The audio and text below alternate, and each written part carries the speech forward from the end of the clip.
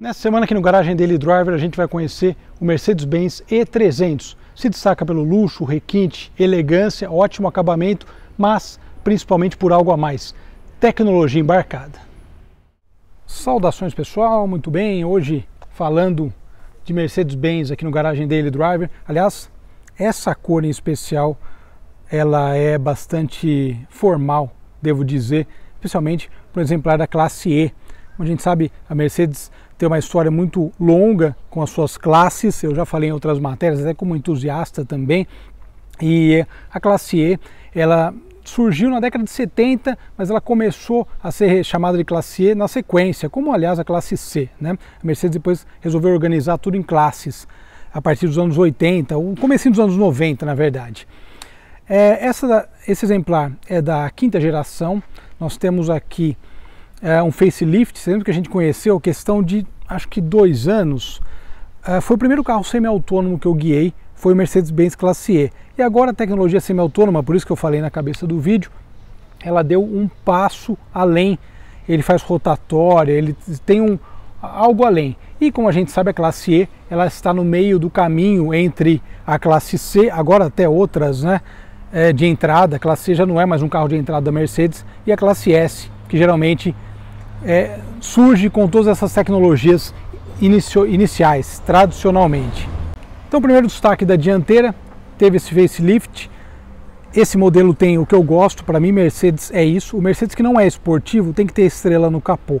Sou meio tradicional quanto a isso.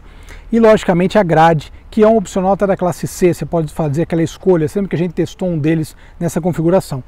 Essa grade também tem uma razão de ser, a gente vê na classe S também, muita gente pergunta o que é esse retângulo na grade. É justamente atrás desse retângulo acaba tendo muitos itens de tecnologia, então acaba tendo módulo, acaba tendo várias coisas, justamente nesse caso, que é um carro que tem uma direção semi-autônoma, tem o ACC, que é algo bastante comum, a palavra que já está fazendo parte do vocabulário das pessoas. Então, nós temos aqui na frente os comandos, e aqui também, né, na parte de cima do para-brisa, também nós temos uma central que acaba cuidando disso tudo.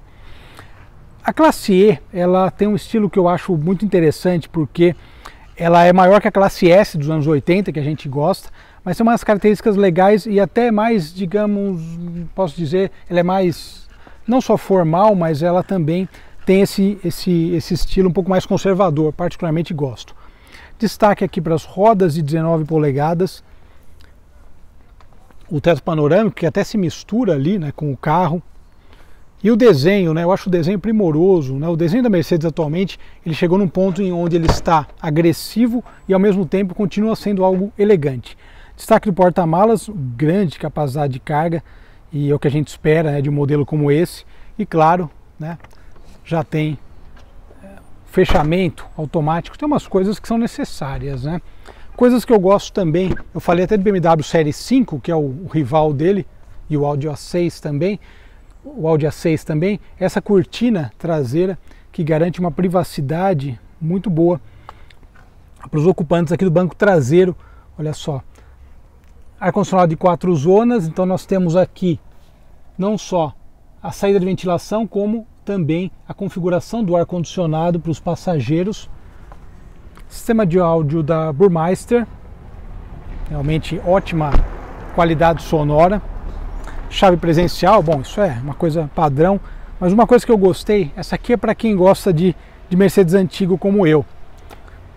Esse banco lembra muito o MB Tex e lembra muito os Mercedes antigos.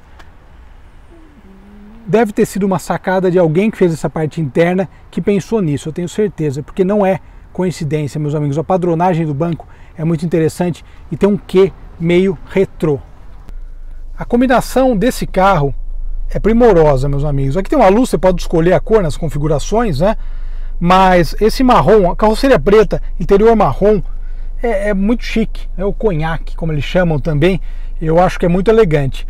E o que a gente comentou, classe E, olha que interessante, traz também essa nova fase da Mercedes. São duas telas de 12,3 polegadas que trazem todas as informações para o motorista de uma maneira muito clara, muito objetiva. iluminação amarela é algo que eu gosto muito também, vale ressaltar. E aqui você tem todas as informações gerais. Vamos falar um pouquinho antes só desse volante multifuncional com as borboletas, os pedal shifts e aqui os comandos. De modo geral, do lado direito você comanda ali aquela tela da direita e do lado esquerdo você comanda essa tela que está na esquerda, mas está central para nós que estamos guiando, né? Uns destaques legais. Bom, o Apple CarPlay Android Auto ele só tem com fio, não tem sem fio, é algo realmente que precisaria num carro desse padrão. E daí aqui, ó, a gente põe no Home e a gente tem as opções gerais. Rádio, mídias, estilos, serviços, né, para lá. Vamos voltar agora, justamente para falar de algo que eu vou mostrar para vocês daqui a pouco. A assistência. Quando você ativa a assistência, agora eu estou parado, ele não vai ativar. Mas na hora que você ativa a assistência, ele passa a monitorar. Ó, aqui tem as distâncias, 50 metros, 100 metros. Ele acende aqui a luz verde e passa a monitorar efetivamente a sua dirigibilidade.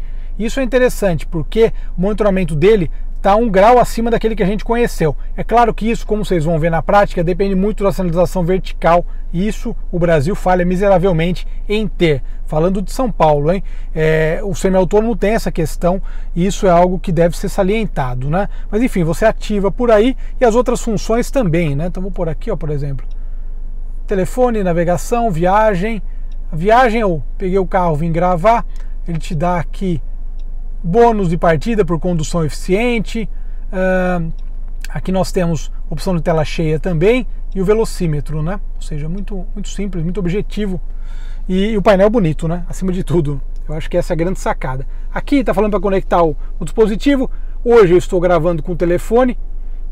Mas aqui, ó, nós temos a central e daí você consegue navegar diretamente. Então você pode pôr aqui, ó, no Infos, por exemplo, ele te dá informações do veículo, aceleração, frenagem, tá vendo aqui, ó, freando. Então aqui você faz todo esse monitoramento, inclusive vê o manual de operação, muito interessante, né? Voltou aqui nessa tela central, dispositivo conectado, o telefone, rádio, o Comfort também, nós já vimos a função em outro modelo, é justamente, ó, o relaxamento, a massagem de banco que o carro tem, a chamam de cinética do banco. E também a luz ambiente, você pode mudar, por exemplo, cor, vou mudar aqui embaixo, cor, Purple Sky, eu vou botar aqui um Red Moon, por exemplo, que é um cor-de-rosa, você bota um Ocean Blue, enfim, ele vai mudando ali e tem essa função também, né? Então é bem prático, né? E os apps, os apps têm várias coisas da própria Mercedes. Voltando aqui, voltar para a tela central, modos dinâmicos. Aqui nós temos Sport, Plus, Sport, Comfort e Eco, né? É um carro bastante macio. E aqui, de modo geral, nós temos também aqueles atalhos, né? Do ar-condicionado, ventilação, o que facilita muito, ó. Tá vendo aqui, ó? Você tem, ó, assistência, veículo, sistema, um acesso rápido, né? Justamente você pode acessar por aí, por aqui, ó, por exemplo, eu vou botar aqui, ó, assistência ativa de direção desligado, assistência ativa de direção ligado, ou seja, você vai fazendo isso, depois ativa pelo painel, como eu mostrei aqui. E daí nós temos a transmissão de 9 marchas, que fica exatamente aqui, como em todos os modelos da Mercedes atuais. E por fim aqui um porta-objetos, além do teto solar, também teto solar e panorâmico, né? São 2 tetos, vale destacar. Agora a gente vai andar para falar das impressões ao volante e mostrar esse sistema funcionando na prática. E aqui nós temos um motor já conhecido de outras matérias, GLC300, C300 AMG Line, que é um motor 2 litros turbo com 258 cavalos. E esse não tem o sistema híbrido leve, vale lembrar. Saí de São Paulo, rodovia dos Bandeirantes, sentido interior, fazendo as nossas impressões a bordo do novo Mercedes-Benz 300Z. Como eu falei, não é uma nova geração, a geração é a mesma que a gente testou, a questão de uns 2 anos atrás, foi um pouquinho mais até, foi mais de 2 anos. Acho que foi em 2018, a mesma geração que chegou ao mercado em 2016. ela passou por um facelift e teve um incremento aí na tecnologia, e justamente tecnologia embarcada. E é engraçado porque às vezes a gente tem visto aqui nesse espaço vários modelos atuais com tecnologia semi-autônoma. E é engraçado porque assim como os elétricos, mantidas logicamente as proporções de proposta e tudo mais, os autônomos, os semi-autônomos, eles são diferentes, tem diferentes nichos de veículos semi-autônomos, né? Então alguns, por exemplo, eles só freiam, não desviam trajetória, outros, falando do ACC, né? Outros fazem uma coisa mais completa, né? Fazem pequenas correções, outros fazem pequenas correções e reconhecem pedágios e tal. É o caso do Mercedes-Benz 300Z. Vale ressaltar uma coisa interessante, que eu vou ligar daqui a pouco o sistema aqui, para a gente poder ver ele funcionando. O reconhecimento, logicamente, a parte técnica disso é muito legal de notar, mas tem algo curioso nisso tudo, que é a necessidade, na verdade não é curioso, é uma necessidade. Para o sistema funcionar efetivamente, você precisa ter uma sinalização horizontal e vertical muito eficiente, muito clara, muito objetiva. E isso é uma coisa que aqui no Brasil a gente sabe que, infelizmente, não acontece, né? E vocês imaginam, eu estou falando de São Paulo, né? O estado mais desenvolvido aí da União, onde você encontra também as melhores estradas. Agora você imagina quando você começa a andar para dentro do país e começa a ver que o país ele realmente não tem uma estrutura viária, uma sinalização viária nas cidades que seja clara e eficiente, né? É uma coisa curiosa mesmo, a gente não fica pensando até que ponto, né, um veículo como esse ele acaba tendo uma utilidade prática, eu digo, aqui no Brasil, com essa nossa sinalização precária, de maneira geral, né?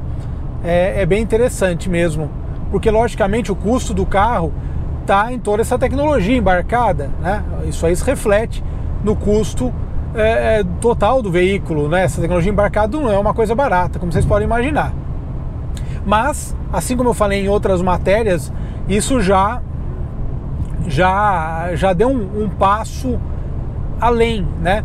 Antes a gente só via em carro nessa faixa de preço, 550, 600, 700 mil para cima, tecnologia semi-autônoma. Hoje em dia a gente encontra em carro na faixa de 130 mil reais.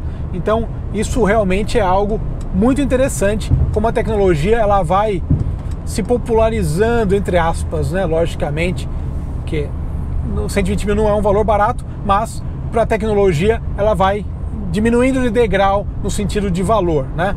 De mais caro para mais barato. Aliás, a Mercedes, como a gente sabe também, a classe S, carro-chefe, né, da Mercedes, classe chefe, podemos dizer assim, a Mercedes sempre coloca primeiro essa tecnologia na classe S, daí vai para a classe E, para a classe C e outras. Falando agora em termos dinâmicos, uma coisa que é muito interessante é a diferença de conforto entre a classe E e a classe C. A gente testou recentemente o C300 AMG Line, né? AMG Line, a nova classe C, W206, e é interessante porque esse carro com roda 19 e tudo mais, ele tem um nível de conforto e está um degrau acima da classe C, o que é tradicional e é comum na Mercedes, mas é interessante notar, andando em um outro, como esse carro ele é um carro mais voltado para o conforto, né? Essa versão especificamente. Falando de motor e câmbio de 9 marchas, nós estamos aqui a 115 km por hora. Eu gosto muito de câmbio automático, que ele te mostra a marcha que você está usando, eu acho ótimo. Abaixo de 2.000 giros, 1.800 mais ou menos, nona marcha, tranquilamente, nível de ruído baixíssimo e também bons níveis de consumo. Isso é outra coisa interessantíssima, né, que deve ser levado em conta. Então o câmbio de 9 marchas, o 9 G-Tronic, usado em vários modelos, e esse motor também de 2 litros, também usado em vários modelos. A gente andou recentemente no GLC 300 e andamos também, falando desse motor, no seu próprio C300, né? Então, que usa essa mesma mecânica. Mas, no caso, esse aqui não é um híbrido leve, ele não tem um motorzinho elétrico que dá 20 cavalos a mais, dá um pouquinho de torque a mais. Ele é o motor 2.0 convencional. Eu comentei já em outras matérias sobre essa questão. Como o downsizing ele acabou com as siglas das marcas, falando das alemãs especificamente, né? BMW e Mercedes acabaram aí com suas siglas prejudicadas, digamos assim. Ó, tá vendo? Ele tá monitorando tudo, né? Eu ainda não ativei o sistema, mas ele tá monitorando. É engraçado notar, né? O C300, o E300 seria um 3 litros, um V6, né? Mas é um motor 2.0 turbo. Então o motor ok, o desempenho dele está dentro da proposta, não é nada excepcional, não é um carro para grandes emoções, né? É um carro justamente para você cumprir o papel dele. Muitos são blindados, a gente sabe desse segmento, então isso aí ele faz aí com perfeição e, como diz o ditado popular, com o pé nas costas. Bom, tô saindo do pedágio.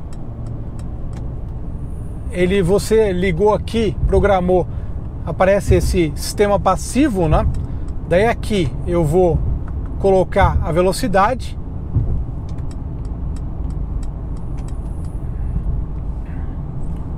Olha lá. Eu pus 100 km por hora. Ele vai seguir, ele está 93, está subindo. Aqui a gente nota, ó, o sistema está funcionando. A grande sacada do semi-autônomo ó, tá vendo? Qualquer problema na sinalização, ele já te avisa para assumir o volante, porque tem alguma falha na sinalização. Por isso que eu falei que a sinalização é fundamental para um veículo semi-autônomo funcionar bem. Por isso que é complexo o uso desse carro e principalmente, ó, tá vendo? A atenção das pessoas em relação a ele. Então, você vai, por exemplo, ó, eu vou entrar aqui atrás do caminhão. Aqui vai dar para ver bem ele funcionando, ó. 100 km por hora, tá atrás do caminhão. Ele reconheceu o caminhão numa distância pré-determinada. Quando o caminhão entrar, ó, vai entrar um caminhão na frente. Ele freou, mas aqui ele já falou para eu pegar no volante. E ele começa a contar uma pausa também. Olha só, ele começa a contar uma pausa para você ter que fazer uma parada para um café ou algo do gênero. Ó, o carro está andando sozinho, lendo o asfalto, velocidade pré-determinada de 101 km, mas como tem um caminhão na frente, tem a distância. Novamente, falando para eu assumir o volante.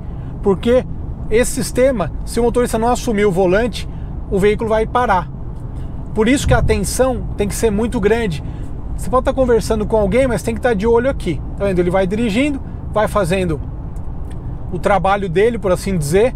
Mas ó, mesmo assim ele te mostra muito. Qualquer irregularidade. Saiu o caminhão da frente. Agora ele vai voltar para a velocidade pré-programada, que é de 101 km por hora. Tá vendo? Ó, os caminhões aqui estão andando a mais de 100, né? Mas olha que interessante, né? Eu vou aumentar a velocidade. Eu vou aumentar a velocidade para 110 km por hora. Vamos lá. Olha lá. Tá fazendo o trabalho dele. Perfeito. Eu pus 120 km por hora, que é o limite da rodovia. Tem um caminhão na frente. Ele reconheceu, ele segura. Agora, ó, novamente o caminhão voltou para frente. Então assim, é muito irregular, não o sistema em si, mas a sinalização, o remendo na via, isso tudo confunde o sistema. E ele vai te mostrando aqui a metragem, né, quando você está na frente, na lateral também ele consegue ler aqui na lateral, o caminhão tá dando sinal aqui.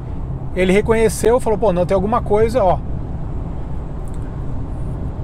E na verdade, cara, não dá para você ficar sossegado, você vai ficar meio tenso, né? Ó, aqui, ó, caminhão saindo da frente, eu quero mostrar isso, a gente encerra o vídeo.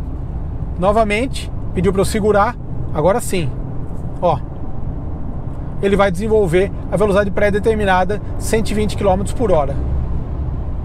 Mas o essencial, como eu falei, é a sinalização. Ó, tô indo a 120 km por hora nessa faixa. Ó lá, já reconheceu, falou para eu pegar no volante, que tem um caminhão aqui na frente. Ou seja, é interessante o sistema? Sem dúvida. Mas depende muito de sinalização e principalmente a boa e velha atenção do motorista. Cancelei aqui, vamos dirigir, porque ele é um carro com essa suspensão independente nas 4 rodas, ele também é muito bom de estrada. Muito bem, pessoal, obrigado pela audiência. For dirigir carro semi-autônomo, atenção máxima. Não vai fazer outra coisa enquanto está dirigindo. A tecnologia nunca vai substituir o ser humano, por mais defeitos que a gente como ser humano possa ter. Mas é legal, ajuda, auxilia, é importante, a frenagem autônoma, tudo isso. Mas atenção máxima é essencial. Obrigado, pessoal. Um abraço. Tchau.